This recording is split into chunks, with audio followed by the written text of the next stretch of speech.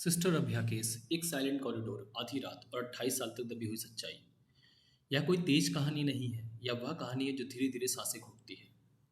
वह जो कभी सामान्य नहीं थी। 27 मार्च 1992, केरल कोट्टायम। सुबह हो चुकी थी, सूरज निकल चुका था, कॉलेज की घंटियां बजने ही वाली थी। छात्र उठ रहे थे, दिन शुरू हो रहा था।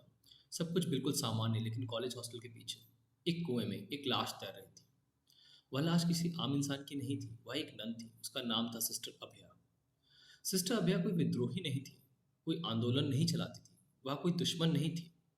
वह एक साधारण सी नन थी, गणित पढ़ाती थी, शांत, अनुशासित, बेहद नियम प्रिय। जो लोग उन्हें जानते थे वो कहते हैं उन्होंने कभी किसी से ऊंची आवाज में बात तक नहीं की।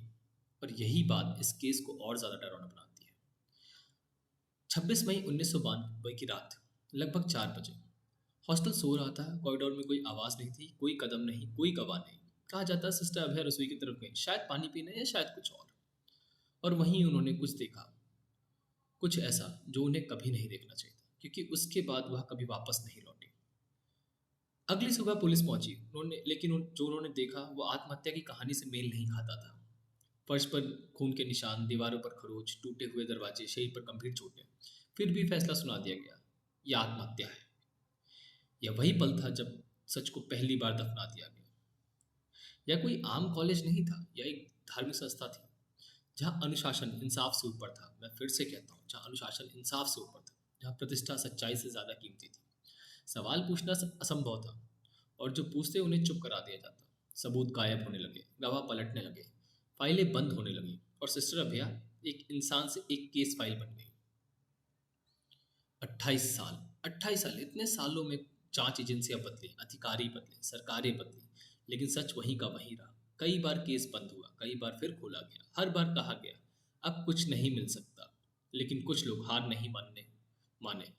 आखिरकार सीबीआई ने जांच अपने हाथ में ली, और पहली बार यह कहा गया यह आत्महत्या नहीं थी, यह एक हत्या थी।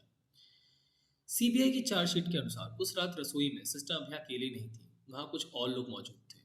कुछ वे लोग आम नहीं थे, वे लोग संस्था से जुड़े हुए लोग थे। सीबीआई ने आरोप लगाया कि सिस्टर अभया ने एक आपत्तिजनक और नियमों के खिलाफ दृश्य देख लिया था। कुछ लोग जो अगर बाहर कुछ ऐसा जो अगर बाहर आ जाता तो पूरी संस्थान की प्रतिष्ठा ढह जाती। सीबीआई के अनुसार जब सिस्टर अभया ने वह दृश्य देखा तो वह डर गई। उन्होंने पीछे हटने की कोशिश की, बहस हुई, धक्का मुक्की हुई, और उसी दौरान उनके सिर पर जोरदार चोट लगी, वह बेहोश हो गई। सीबीआई का कहना है उस समय सिस्टर अभया मरी नहीं थी, उन्हें सबूत मिटाने के लिए कुएं में फेंका गया, ताकि यह लगे कि उन्होंने खुद अपनी जान ली। यानी ये सिर्फ हत्या नहीं थी, यह हत्या और कवर अप था। 28 साल तक दबा रहा यह केस, क्योंकि यह केस सिर्फ एक हत्या नहीं था, यह संस्था की शाख का मामला था, धार्मिक प्रतिष्ठा का मामला था, और सिस्टम की चुप्पी का मामला था। शुरुआती जांच में गलत रिपोर्ट बनाई गई, सबूत नजरअंदाज किए गए, कुछ सबूत नष्ट हो गए। जो अधिकारी सवाल उठाते उनका तबादला हो गया, जो गवाह बोलते हुए पलट गए।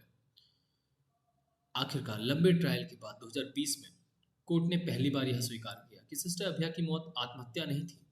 हालांकि 28 साल की देरी ने कई सबूत कमजोर कर दिए, इसलिए यह सब पूरा नहीं था, लेकिन जितना जरूर था कि झूठ अब खड़ा नहीं रह सका। क्योंकि यहाँ कोई बंदूक नहीं थी, कोई चाकू नहीं था, कोई सड़क पर हुआ अपराध नहीं था। यह अपराध हुआ बंद दीवारों के अंदर, अनुशासन के नाम पे और खामोशी की आड़ में। यह हमें बताता है सत्ता सिर्फ राजनीति में नहीं, कभी कभी सत्ता चुप्पे में छुपी होती है। सिस्टर अभया आज भी पूरी तरह न्याय नहीं पा सकी है, लेकिन उनकी कहानी हमें यह सिखाती है सबसे खतरनाक अपराध वो नहीं होते जो अंधेरे में होते हैं, सबसे खतरनाक अपराध वो होते हैं जो रोशनी में होकर भी सवालों से बच जाते हैं।